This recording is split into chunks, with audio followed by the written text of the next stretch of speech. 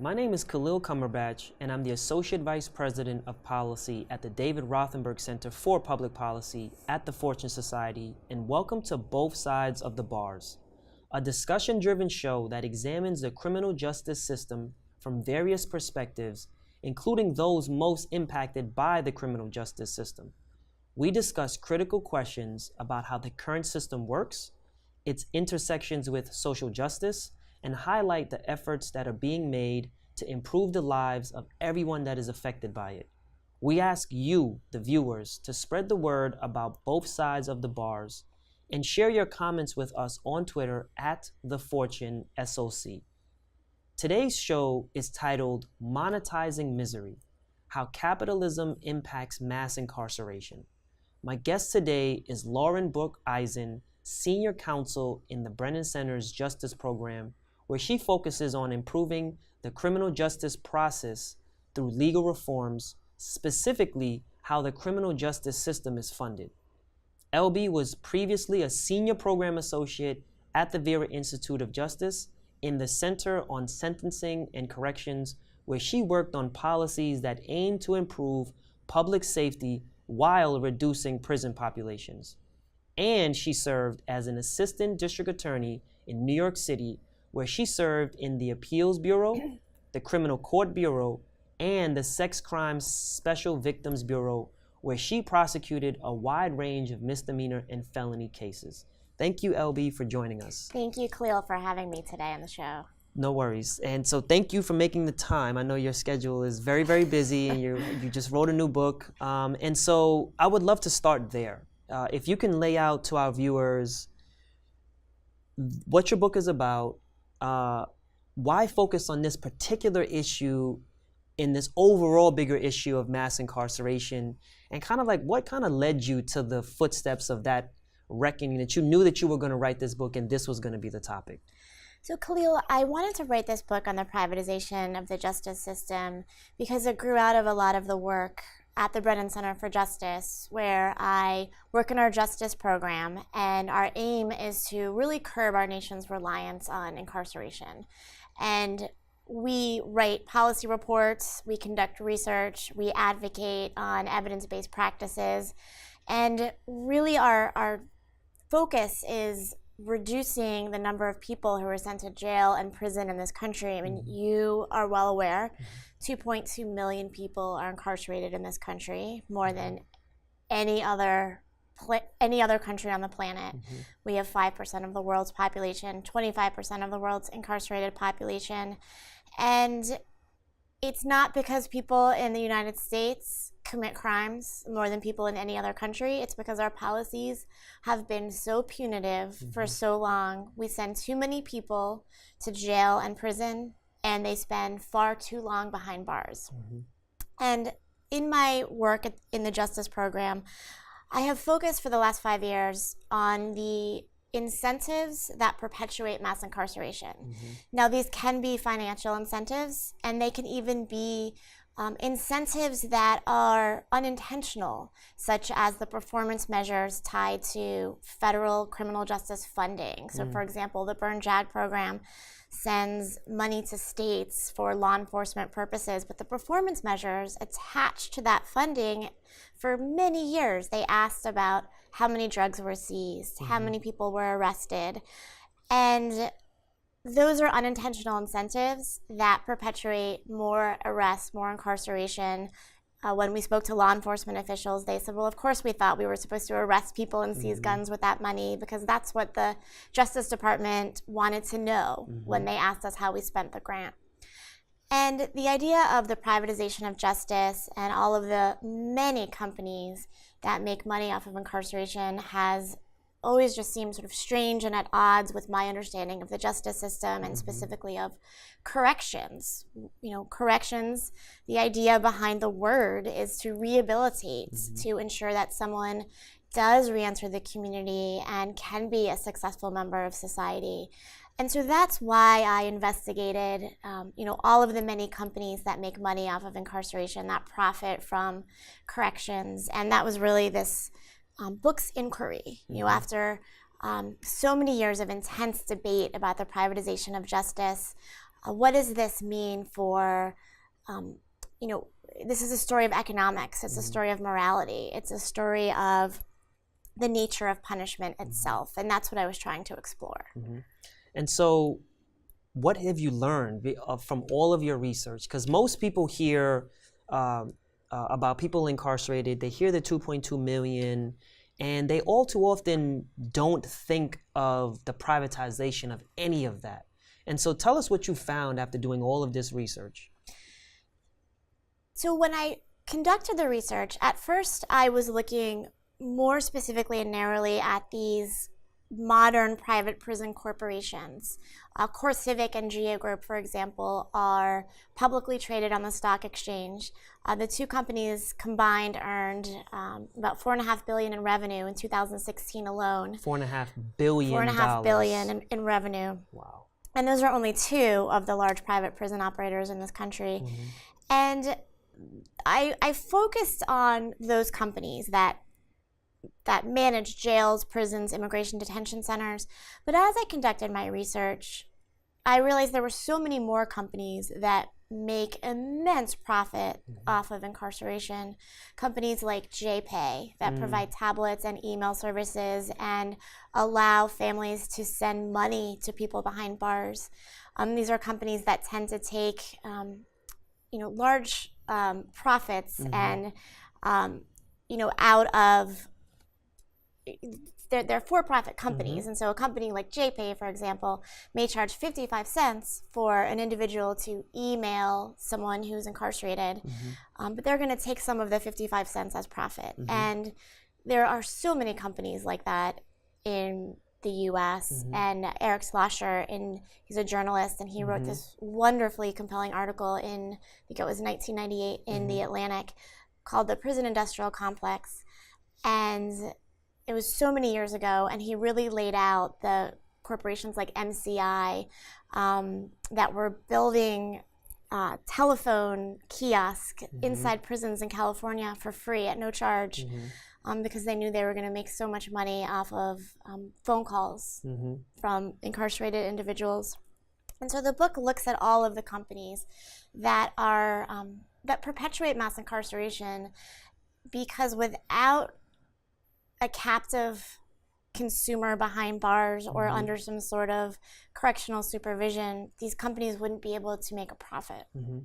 So let's try to get into some of the numbers, right? So 2.2 million people at any given time, on any given day in the U.S. are incarcerated or sitting in some jail cell or immigration detention center across the country. What would you tell our viewers that they need to kind of understand about the privatization of that process? And that's a wonderful question. And that 2.2 million people behind bars is just people in jails, state prisons, and federal prisons. So when we talk about immigration detention, that's many more people. Right now, today, as we sit here in the studio, there are about 30,000 people who are behind bars in immigration detention facilities. There are more who are cycling in and out of these facilities maybe for a few hours.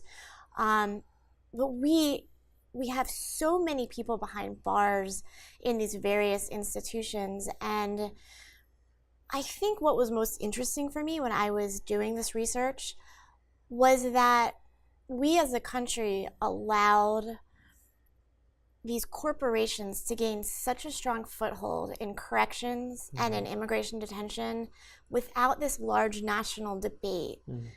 Today, there's bipartisan consensus that we incarcerate too many people and for far too long. And back in the mid-1980s, when these corporations were starting to manage jails and prisons and immigration detention centers, policymakers and directors of corrections weren't having these philosophical or practical conversations about why we incarcerate, whether incarceration is the right sanction for so many people who violate the criminal code, whether we could start to invest in alternatives to incarceration, diversion, or even just not send people to jail and prison in the first place.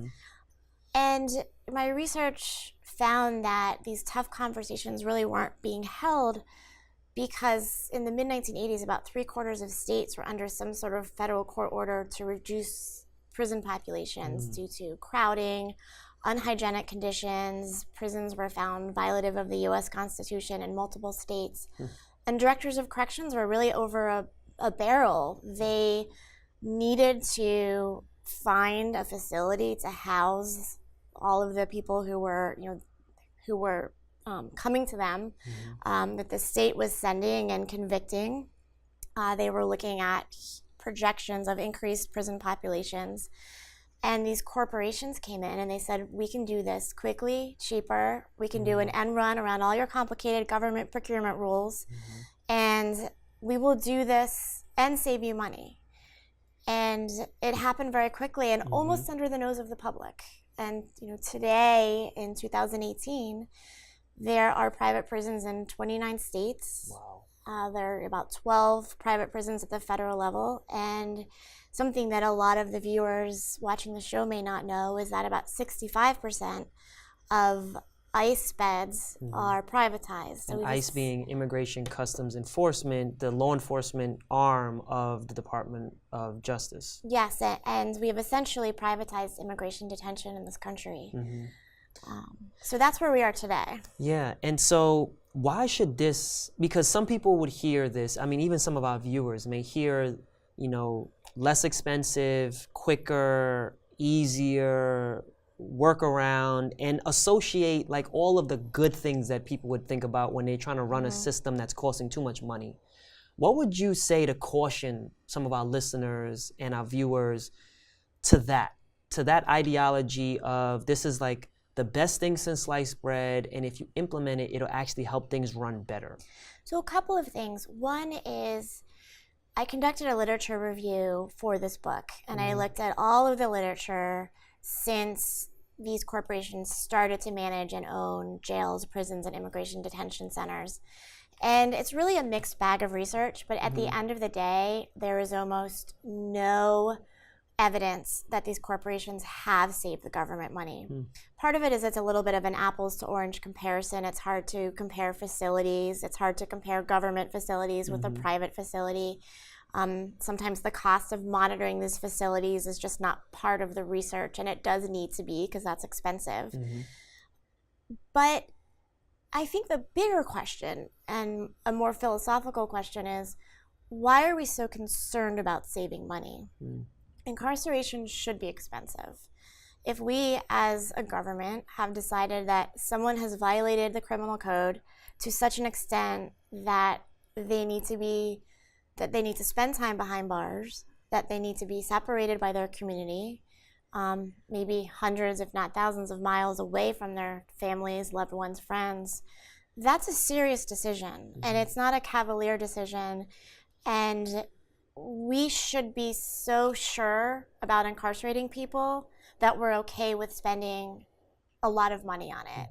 And that's just not a philosophy that we've ever had as a nation. We are looking to cut costs, and corrections is incredibly expensive. We spend about $80 billion a year on corrections in this country. It eats up a large portion of most states' general revenue.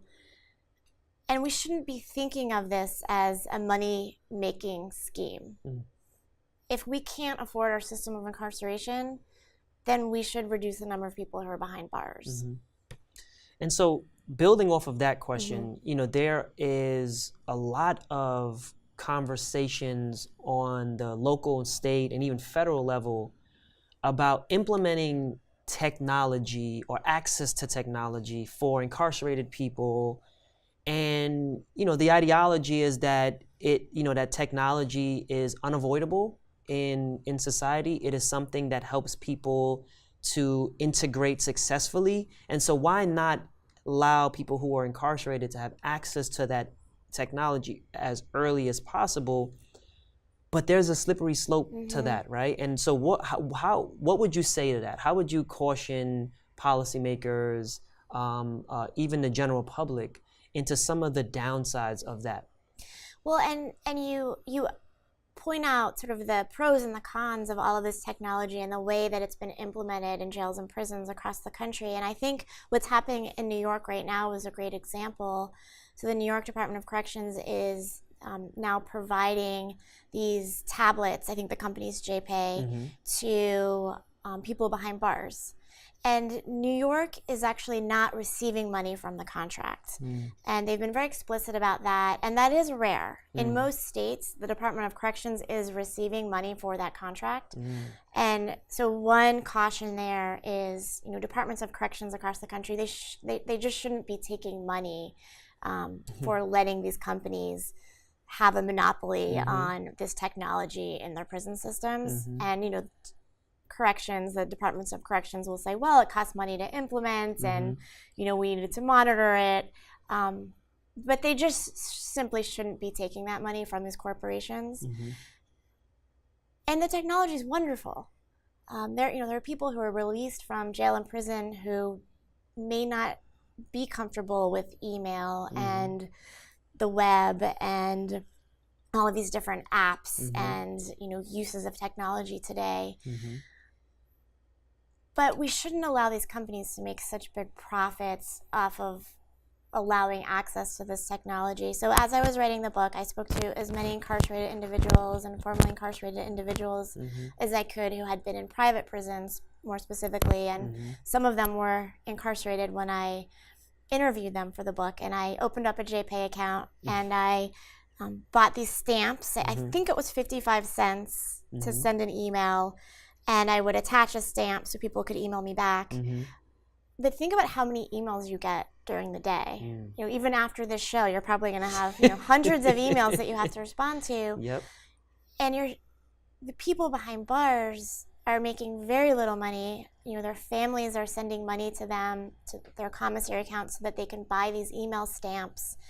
And one of the dangers of this technology is that a lot of states are eliminating in-person visitation for sort of in lieu of video visitation. And there is you don't need evidence to support this proposition, but policymakers like to see evidence, and there's so much evidence that seeing your loved ones when you're behind bars and hugging them and being able to talk to them in person is so beneficial to reentry. And states are starting to move away from in-person visitation and using and relying on video visitation. And the reason, that is just a terrible policy decision for so many reasons. But on top of all of that, these companies like JPay, they charge a pretty hefty fee for the video visitation services.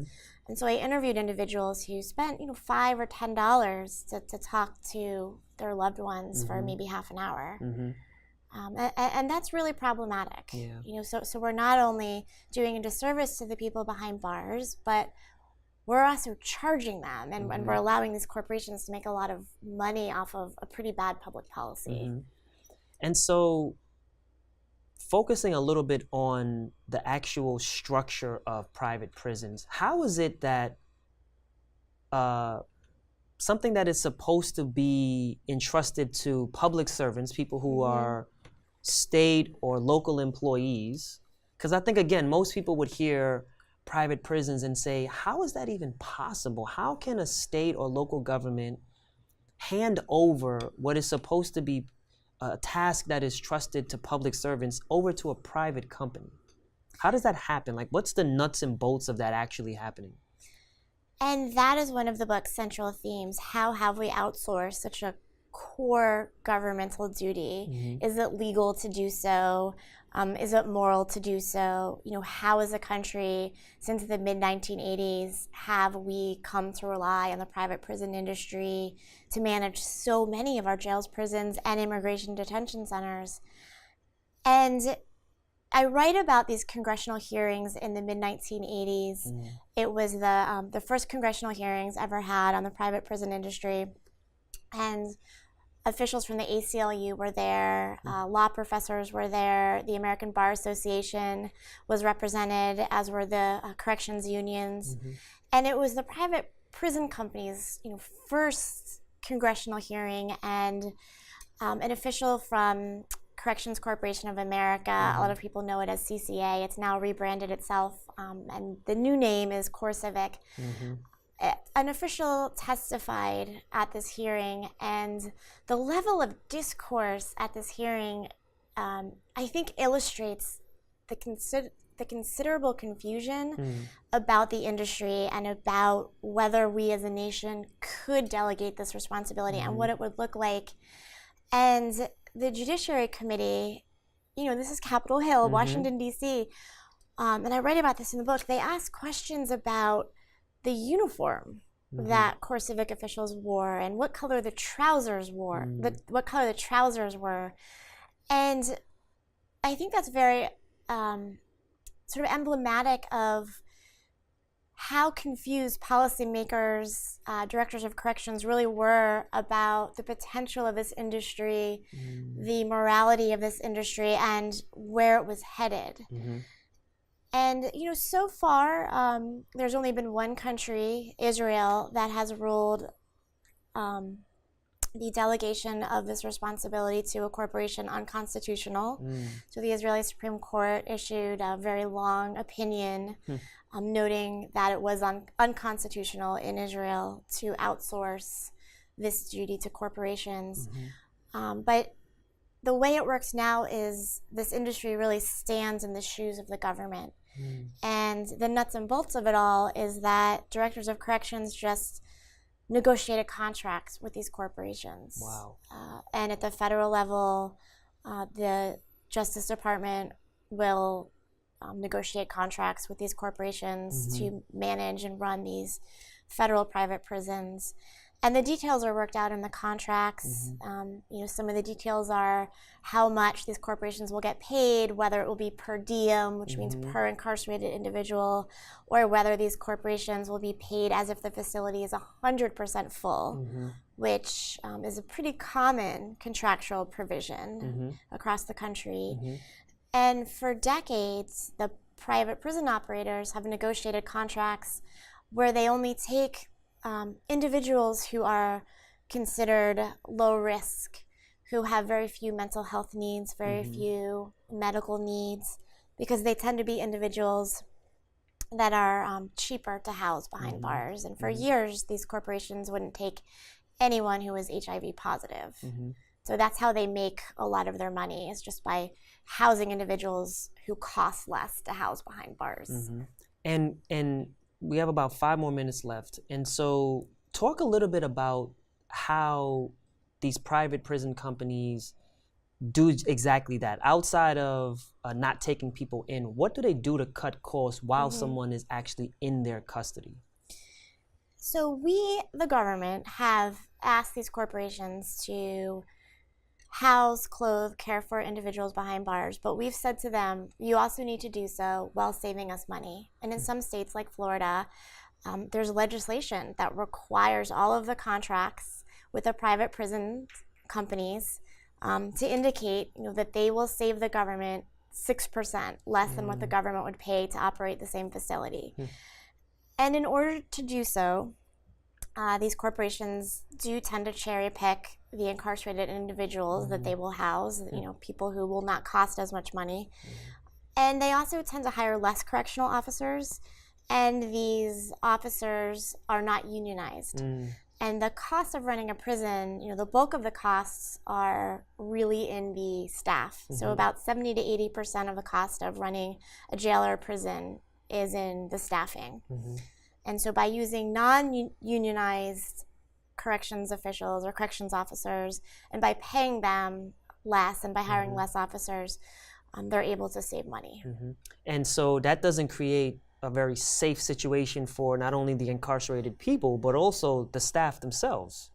And that's one of the arguments against privatization, is that some of the prisons, some of the private prisons, are not staffed to adequate levels.